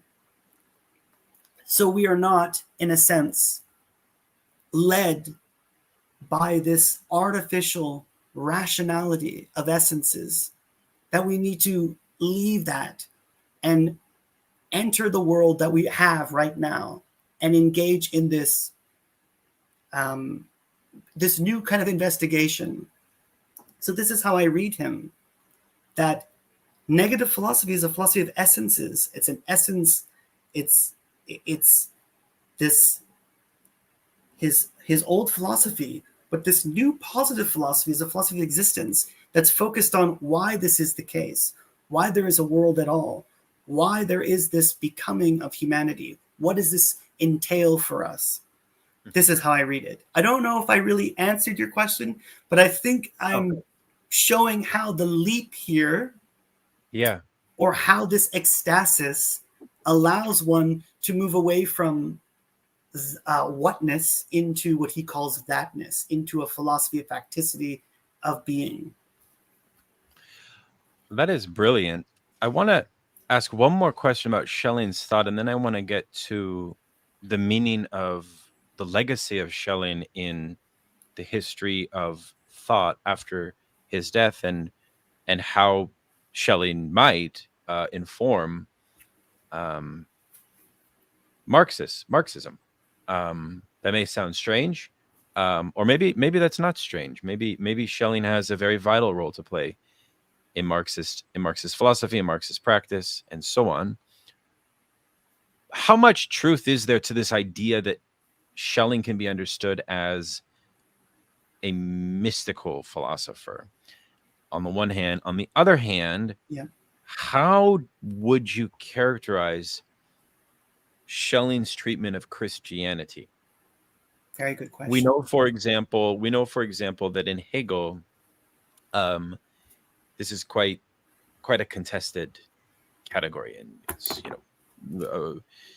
undecided exactly the extent to which Hegelianism and all of Hegel's concepts are, according to some, a sort of continuation of a particular Christian worldview. Even can the same be said of Schelling? And is it true? Is the category of mysticism at all applicable to Schelling, or does he stand as a kind of ardent secularist in some regards? How would you characterize mysticism and religion for Schelling? Really great question. Very interesting question, and something that I've been grappling with for quite a while, actually. So, for those that don't know, Schelling's father, Joseph Schelling, was a pastor. He was one of Germany's great Hebrew scholars. He spoke about 6 or 7 languages and passed that talent on to the young Schelling. By the age of 13, Schelling was quite an avid reader of both Latin and Greek, of Arabic, and would peruse his father's library. He also spent some time with his uncle, who at the time was in circles with some of the speculative pietists. So this would be the Württembergian pietists, people like following the teachings of Jakob Böhme. So I'm thinking of Friedrich Christoph Oerdinger, but even Oerdinger had a kind of interesting kind of dynamic approach to nature.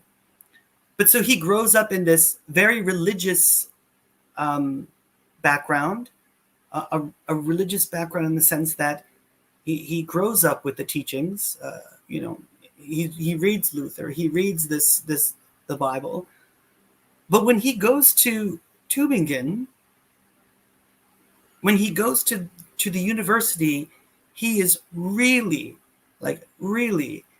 very asphyxiated. He feels almost like he's being choked to death by the kind of intolerance and dogmatism of the faculty there. So much so that he writes a really brilliant essay in 1797 called Criticism and Dogmatism, where he goes through the kind of post-Kantian line of thinking and the dogmatic line of thinking. And I'm thinking of Jacobi here for a second. And Lukács brings up Jacobi's kind of solte fido, the kind of leap, the leap into faith. Jacobi is the founder of Irrationalism. Yes. By the way. Yes. Yeah. According to Lukács. And so Jacobi felt that all speculative philosophy collapsed into Spinozaism, and that that philosophy had to make room for faith. He had such a way, like Jacobi had such a presence that even Kant has this great line in the second critique where he says he makes room for faith, which is a kind of shout out to Jacobi. So Schelling has this very interesting pietist tradition from his father's tradition. His father also wrote a very brilliant master's thesis or habilitation on Leibniz. So he's raised in this kind of very interesting readings. He loves the epics, the classics, and one could say that his Ages of the World is his own epic of cosmology and ontology and ethics and everything all together. But something happens in 1804, 1805 because of someone named Ludwig Tieck. So Ludwig Tieck is a poet of the Romantic circle, the circle that, at the time is Novalis, the Schlegel brothers. Hölderlin, I think, may have been gone at this point. Fichte is around. Dorothy Veit is there. Caroline Schlegel, who will be Schelling's wife later on. And they are discussing certain ideas, but it's Ludwig Tieck and then later on Franz von Baader that brings these ideas back. So Schelling kind of leaves it behind and writes this poem. He writes a poem mocking Schleiermacher, because Schleiermacher, in a sense, he wants to bring this kind of secularized Christianity to the Romantics, and Dorothy Veit and some of the other thinkers are like, no, we don't want this. We want to talk about poetry, Beethoven, nature. We don't want to talk about Christianity. And Schelling at the time writes this poem about materialism and how materialism stamps out any form of Christianity. So he's at the point where he's just, no, thank you. I've had enough of this in Tübingen. But in 1805, in Bavaria, reading through, being and Lukács calls Baader a reactionary, actually. But he's not. He's someone on the outskirts who's interested in the occult, who's, by the occult, I mean Oerdinger, and Burma, of course, and Meister Eckhart and Plotinus, this Neoplatonic tradition of Christianity from this Latin tradition that Schelling starts reading. And of course, Spinoza is also in the background. Now, he takes a lot of ideas from these thinkers, like the Ungrund and the Grund, the ground. This is language from Meister Eckhart. What makes Meister Eckhart such a brilliant thinker of medieval German philosophy is that he creates his own language, his own philosophical language in the German vernacular. He doesn't use the Latin. Some of his sermons are in Latin, but he has this great German sermons that he's teaching nuns at the time, and he's using words like the ground and the Flee Abgeschiedenheit, kind of emptying of oneself. So this language transfers over to a lot of the German idealists. Even Hegel found Eckhart and Burma to be useful in his philosophy, but then later Hegel tries to distance himself from Burma, but I think Schelling stays close to Eckhart and Burma throughout his whole life. But what he does, and he's very crucial of this distinction between theosophy and philosophy. In his text, The Ages of the World, which, by the way, we never get, there are 20 copies of The Ages of the World. We have 3 editions of them right now. I think there's a 4th one from 1818, which is just fragments. It was stated by by a scholar that that Schelling had written this out 20 times, and we lost all of this. We lost, like, I think. Didn't we only get access to Ages of the Worlds after World War II? Yes, so we have one printed off from Schelling's son. Well, his son put them all together. We had another 1811 version during the time before this museum in Berlin had been bombed, and so we lost a lot. We lost 10,000 pages of work of Schelling. As a matter of fact, the reason why I signed the readings from the Grounding of Positive Philosophy is because they're not lecture notes. This was written by Schelling. He wrote this in his own hand. So they're not lecture notes. We're not reading secondhand of anything. So I think Schelling uses certain theosophical ideas, and I think he uses them in order to... Can I ask a clarification on this word? Did you say theosophical? Yeah, theosophical. Sorry. Yeah. So can you define that term? Because I'm most familiar with it vis-a-vis the late 19th century movement of the Theosophical Society and all of that. But tell us about the prehistory of theosophy and how it relates to Schelling and to German idealism, just for the sake of listeners as well. Sure. It's not a common concept. So theosophy is it's a tradition of thinking and in the more esoteric lens that blends mixtures of Neoplatonic philosophy, and by Neoplatonic I mean Proclus, Plotinus, Iamblichus, with thinkers, more medieval thinkers, so even Latin thinkers, Meister Eckhart, Johannes Tauler, this Teutonic tradition, and the John tradition, Scotus, Euragena. all of these, this kind of Teutonic line of thinking, and blends them together. So we have Christian Kabbalah on one side, we have alchemical notions from Paracelsus and Agrippa, and this lovely kind of an amalgamation coming together, and a lot of thinkers are thinking through this, through some of these ideas.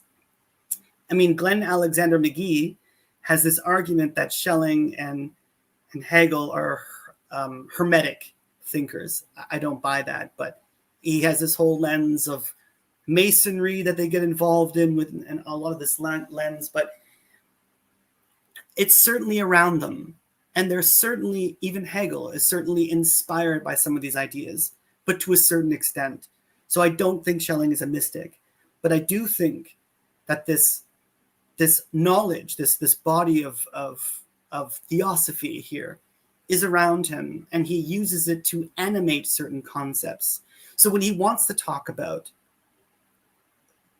the perplexity of personality, right? Even drives, right? Like, or even the darkness of unconsciousness, the unconscious past.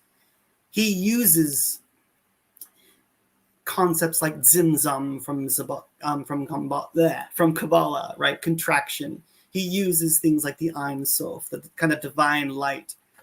And he's not trying to, and I don't read him as an obscurantist or someone trying to, trying to get involved in the occult. I read him as someone that is dealing with the complexity of individuality and what it means to be an individual among other people who has urges and desires and wants and needs and needs to deal with all of these. And at the same time, he uses this beautiful imagery to talk about forces.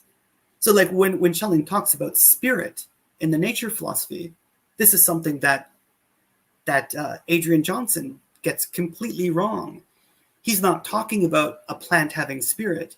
He literally means that beneath the chloroform or beneath all of the cells of the plant, there's this teeming life of intensities. This, right? A plant, takes in the simple sugars of light and turns light into simple sugars, and it's doing all of these wonderful processes. So he's talking about all of these things, but of course he's using that language, this language of spirit. So I have colleagues that think Schelling is a mystic. I myself do not think he's a mystic. I think he's deeply, deeply inspired by this tradition. Now, his relation with Christianity is a bit different. I don't think he is as devout as some of the people on Twitter proclaim in religious circles. I think he sees in Christianity a history that invents the individual. Like if you look at the Greek past, if you look at the Roman Greco past, what we have is a past of destiny, fate, fatalism. We don't have free will. We don't have freedom. We don't have the individual. We get this out of this tradition of Christianity. This is not a sermon. I'm not trying to convert anybody. This is what he sees of this tradition.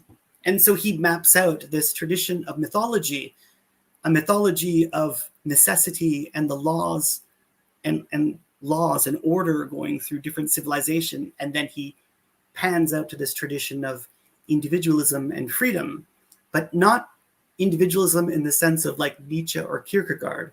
This isn't some infinite leap. This is something completely different. This is more cultivated. I think what he sees in Christianity is something that it is in a sense a revelation of God. But what is God? God is us becoming more divine as humans, as being freely and communicable with one another. I mean, it's very, most Marxists will not like that, of course. And this is where, his Christianity is a complex issue, because the kind of issue that what he says Christianity is, like he'll say things like Christianity hasn't come yet. We are still in an age, we are working through a philosophical religion. Our philosophical religion is waiting for the end of Christianity, which is essentially no state. It is a community. He'll say broad things like that. It's the Church of St. John. It's a collective community of stateless people, of individual wills together, He'll say things like that just will go, okay, this sounds great, but what does that even mean? And so this is what I'm talking about. A lot of the scholarship on this, we need a lot more scholarship on this. It needs to be much more read, as it's been ignored. And so what we have are lecture notes and secondhand sources that are caricaturing. So someone like John Watson wrote this book on Schelling's system of transcendental idealism, and the caricature of him as being this mystic, Neoplatonic, grasping for the infinite vision of God is kind of thrown to all over him. Sorry, that wasn't English. It's kind of blurred. And so even if you read the Gutmann translation of the Freedom Essay, he paints Schelling as this, perverse, kind of egotistical, petty individual. We have so many different accounts. But then when you read Engels' account of Schelling, he says, oh, here's this guy.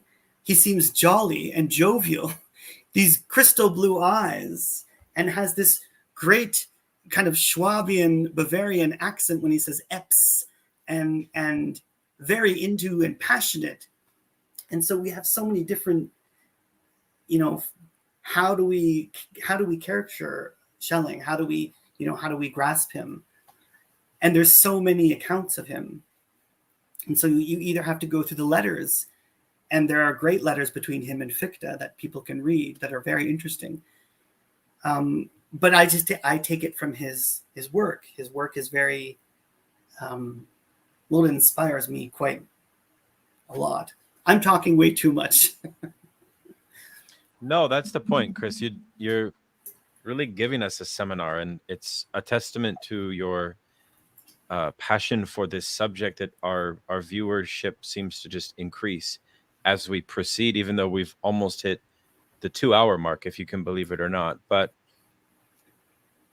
I want to conclude finally later with some reading recommendations in Schelling for folks listening, so they can, dive into the Schellingian sea, or waters with some life preservers and some good recommendations from you. By the way, I hope I've been sort of clear and not just up in the clouds. No, absolutely. I think you've been extremely cogent and lucid all throughout. How might we begin to bridge the Schelling Marxism, Marx rapprochement, right? A lot of people have argued. Let me just say a couple of things before I'll try to frame this for you a little bit more so it's more precise. A lot of Marxists have argued, especially in the 20th century, but even during the Second International period, it must be said that what was going on intellectually was a wild syncretic amalgamation of different schools of philosophy being kind of latched onto Marxism or patched onto Marxism to deal with perceived shortcomings of the Marxist perspective. And of course, this led Engels to write the Anti-Dühring, because Dühring was a kind of vulgar socialist who was trying to put forward a comprehensive worldview of a socialist vision. Mm-hmm. And then Engels said, oh, okay, well, we must do the same thing. And that's why that book is so interesting. And we did a great study group on my YouTube channel. You can look at that with the scholar Landon Frim on Anti-Dühring. Very cool. To get a good grasp on that. But in the 20th century, a lot of people have obviously said that, Nietzscheanism or Freudianism becomes a necessary appendage to Marxism for different reasons, usually having to do with perceived shortcomings in the fact that Marx doesn't talk about subjectivity, right? Marx doesn't really give a comprehensive account of, well, you could say that he does, but perhaps it's a question of things like individuation, as you're saying, or aesthetics, right? This is where Nietzsche comes in, right? That's why Nietzschean Marxism exists, because Nietzsche has a very compelling aesthetics. Don't worry, we're not going to get into my critique of Nietzsche. Don't worry. I love your critique of Nietzsche, so Yeah, no, that's worth being lighthearted about it. But that's my question, Chris. Is there an argument to be made that, of course, one needs to, I think, have a good conception of what Marxism is about in order to make that claim that, like, okay, well, this is what's missing in Marxism? Because I think, a lot of Marxists might say, well, you're barking up the wrong tree, or, what's the need? But maybe could you say something about that? What Schelling might proactively contribute to Marxist discourse? And I know that you have a lot of sympathy and solidarity with Marxism. Okay, that's my little overview. No, I really liked it. When it comes to political collectivity and solidarity, and it comes to talking about the worker, and the conditions of the modes of production and capitalism, I think Marx has better things to say, and I think one would essentially turn to Marx instead of Schelling here. I think it would be much more fruitful to read Marx on this idea of surplus value and all of these things, and class struggle. But I think there is something to, there is a picture missing. I think that one can have Marx and Schelling at the same time. I think one can. My concern is something that Badiou says. Badiou says that Marx sutured himself to politics, and this is my one worry. My one worry is that, yes, we should have a politics. We should have something like good readings of Marx, but also philosophy. I think philosophy is needed, just like I think psychoanalysis is needed. And I don't think we can subordinate one over the other. I think all three are needed. I think art is needed. So I think Lacan is just as important as Marx and Schelling. And so I think certain of these thinkers do really good things. I think when it comes to the kind of ethical content of the individual and choice and the understanding of freedom, I think Schelling here has a lot to say. And I think when we're talking about the unconscious and we're talking about desire and the symbolic and many of these things that you've talked about before, Lacan is there. But I think when it comes to a worker struggle, or when we're talking about these things, the importance of capital, the importance of the Marxist tradition, well, at least Marx for me, is extremely important and cannot be replaced. But at the same time, I also think Schelling is just as important in the sense of now in a climate crisis, we have stared at nature for hundreds of years, thinking it's this dead, lifeless, mechanical object. And we now know it's not. And so we can learn from Schelling's realism or Schelling's nature philosophy that nature is not this dead thing, that we are a part of this element, that we need to think of this ecological crisis. And we need to think we need to stop thinking of nature as this just simple product that can be divided and turned into capital. We need to, we only have one world here. As cliche as that all sounds, I think these are the tenets of Schelling's philosophy. I think that the nature element of his philosophy is super important, because it's not like we're going to take Schelling's understanding of science. I wrote a paper on the environmental element of Schelling's philosophy. And my argument wasn't, listen, we got to go back to Schelling, what he's saying. No, I used Schelling to talk about recreating a new idea of nature, rethinking the concept of nature now. Is there such thing as a facticity of nature? Is there such a way of thinking of nature beyond objective lines, of being divided into parts, of being used by corporations, right? That's how I used it. So in this term, in this sense, like I don't, this is why I phrased this at the beginning of the discussion, that this is not meant to alienate Hegelians or Marxists or Schellingians. This is meant to think along with all of them, that we can take concepts from all of them and use them, work with them, I mean. And this is the one element that I think that's important when it comes to the ecological crisis with Schelling's nature philosophy. Even there's a lot of Hegelians like Karen Ing that's wrote a brilliant book on Hegel and Hegel's conception of nature as well too. So there's a lot of stuff in Hegel as well, and his understanding of nature that can be also used as well too, to rethink these conceptions right now. Brilliant. Thank you for that. Thank you so much for that answer. I think that's extremely useful. And I mean, I do want to ask you an encore question, if I might. Sorry. Sure, go ahead. I know that this is your bailiwick. This is your world. So I'm assuming it's okay for me to do that.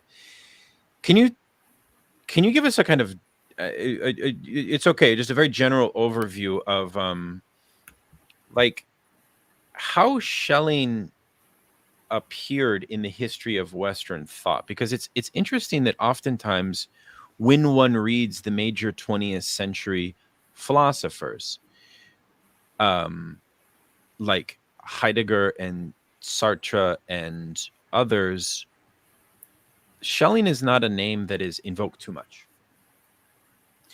Why is that? It's interesting. In Europe, he was very much read.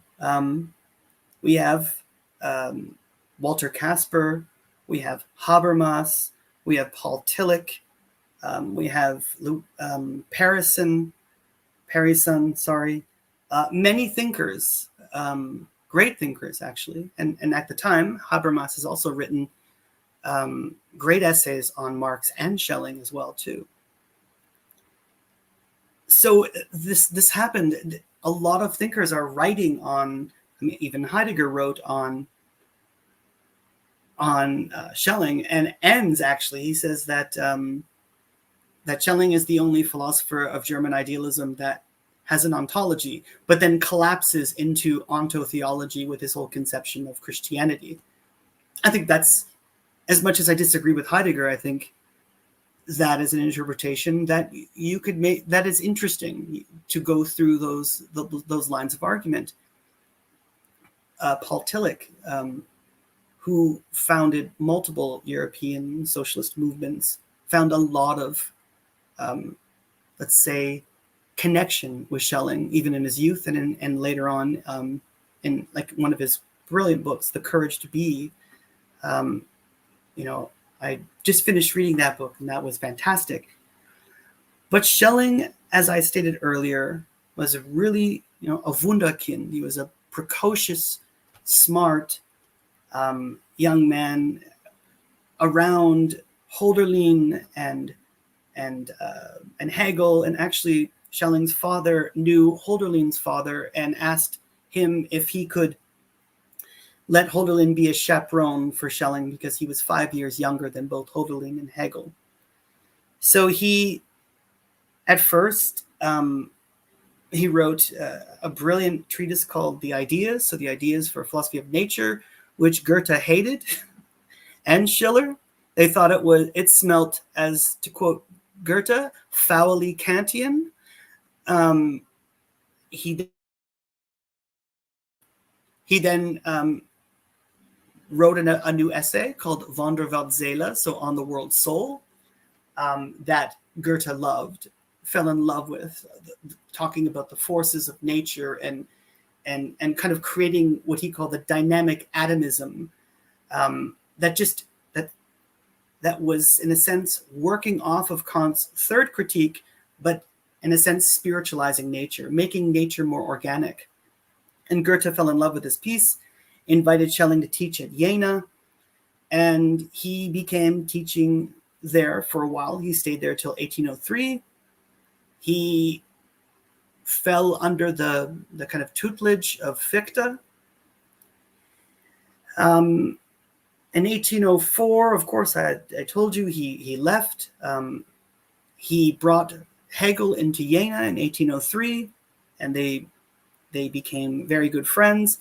Unlike Hegel, Hegel struggled, wrote letters to multiple people for finances. He didn't get a professorship until he was 48. Hegel also read the newspaper in English and was quite progressive in politics. Schelling kind of had this great success. He was like a star, and then kind of subsides in a sense. He was extremely interested in everything, in the sciences, in medicine. His brother was a medical practitioner. And now I'm just going to take a leap here for a second. After his death, or even in Berlin, when the lectures were happening, there was such a, he states in the opening lectures that he's come to bridge the gap, not to make enemies and not to stir up Hegel in his grave, not to upset the junge Hegelianer. He knows there are many Hegelians there, of course. But he's there to kind of, bring out an olive branch in a sense. But from 1870, and I wrote a tweet about this, from 1870, he kind of vanishes into obscurity. He's seen in the Anglo-American world as a stepping stone, as an intermediate figure between Kant and Hegel. And actually, in the 1970s, to the 1980s, when H.S. Harris was the main editor of Hegel Studies, there was one translation of Schelling's work, The System of Transcendental Idealism, which, by the way, Michael Vader states that it's Schelling's most polished work, which for me is just like, what? That seems odd.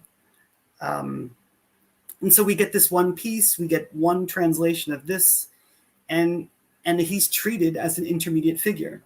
He's not really recognized as a philosopher in and of himself until probably the late 90s, when we have people in the West like Andrew Bowie, I think it's Edward Beach, Paul Friedberg, many of these thinkers who are rethinking his philosophy. Zizek does huge in kind of resurrecting Schelling's philosophy, and starts off with this brilliant essay on the ages of the world, the 1813 draft. And we get this slowly kind of small renaissance of people rethinking him, first through his nature philosophy, second through his identity philosophy, and then slowly people have been working through the ages of the world and the freedom essay. And now a lot more work is being done on the late Schelling, because we realize that there are not enough essays and work on this. But interesting, there was a philosopher named Paulus, who was a notorious enemy of Schelling, who hired a note taker to take notes, diligent notes.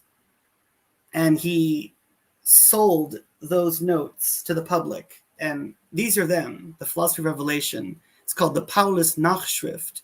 We still have them.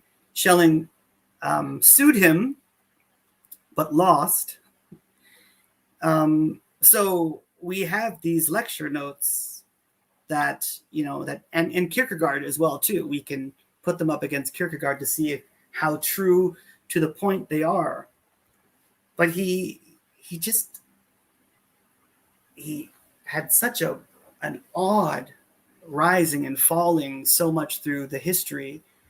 both Europe and of North America, that it's just when you tell people that you're working on Schelling, they're like, okay, well, which element? And that's another thing. The fact that he doesn't have an encyclopedia of philosophical sciences, that he doesn't have Right. a kind of regulative system. He has Right. all of these drafts and sketches. Right. Engels says this really funny joke that I laughed at. He said, the idea that Schelling spent 30 years in his house writing, working away, I don't know, do we believe it? Should he come forward and print these things? Like, I think he was hard on himself. He had one draft of the Ages of the World, and he pulled it back from print. So I don't know if I hopefully I answered. No, that's helpful. No. That gives you. I've learned a hell of a lot. I really have, about Schelling in this conversation, and I know that there's a few questions about that you've kind of already answered about, like, Neoplatonism, mysticism, other various comments. I think you've actually answered most of them, Chris. So I don't think we need to go over them. I want to conclude by asking you, where might a novice begin in Schelling's corpus? The Freedom Essay, perhaps. I mean, some of the lectures. The Freedom Essay is actually the best place to start for me, for anybody, are his lectures on the history of modern philosophy. He goes through Spinoza, Leibniz, Wolff. He goes through his own philosophy, speaks about transcendental idealism, nature philosophy. His critique of Hegel, by the way, is in here. His lecture notes on the critique of Hegel and Jacobi. So he fights with Jacobi he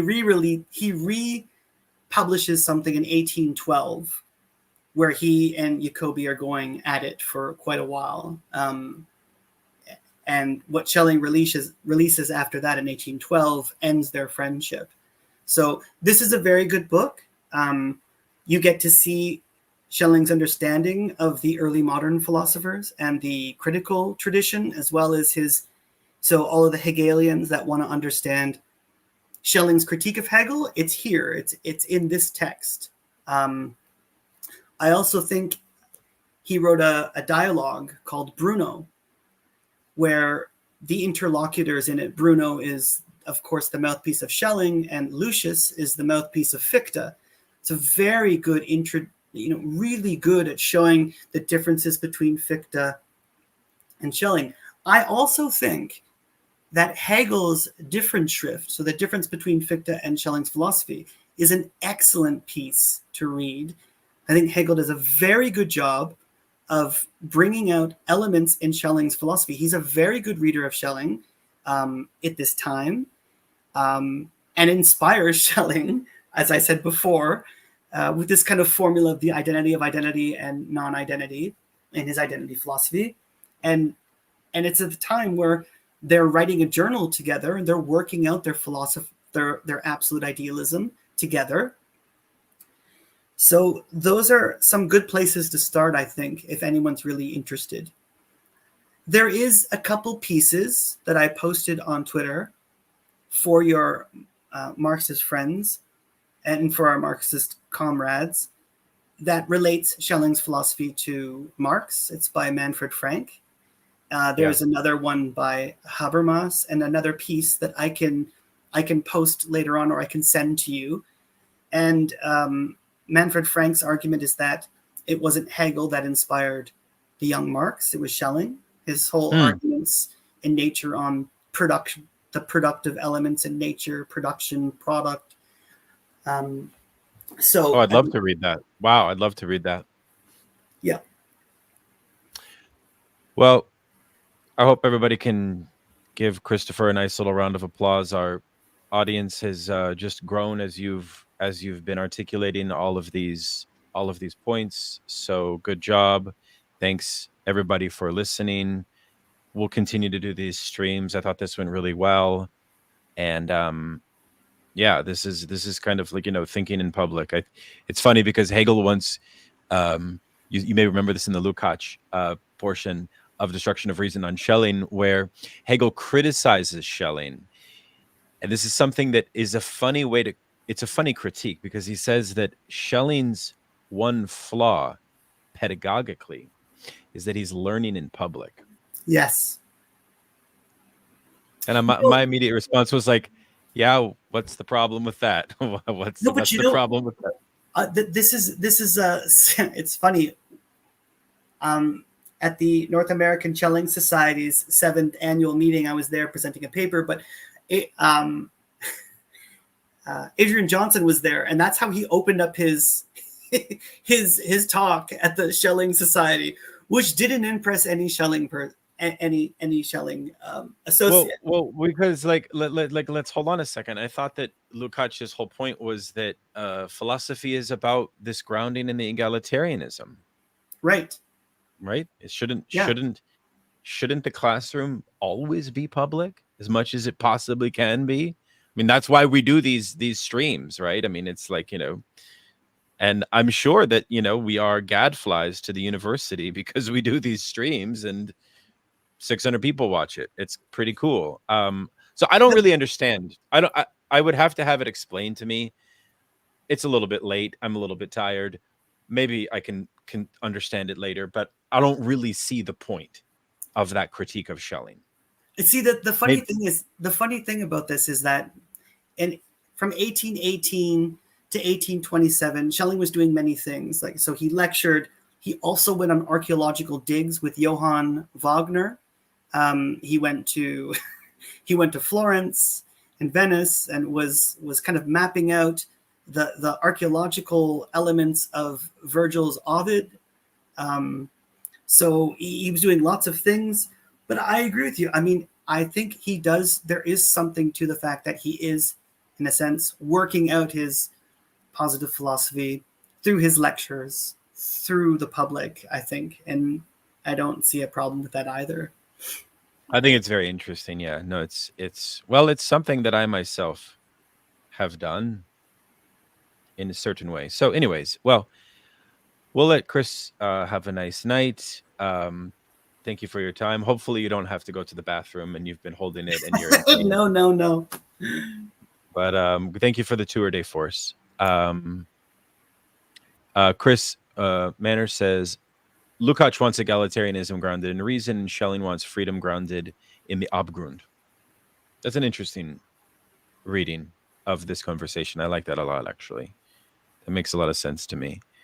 Look, you've given us a lot to work with, and I think we should most definitely do this again. All right. Thank you for having me and for everyone for listening. This was awesome. Yeah, it's really great. All right. Yeah, stick around, but goodbye to everybody.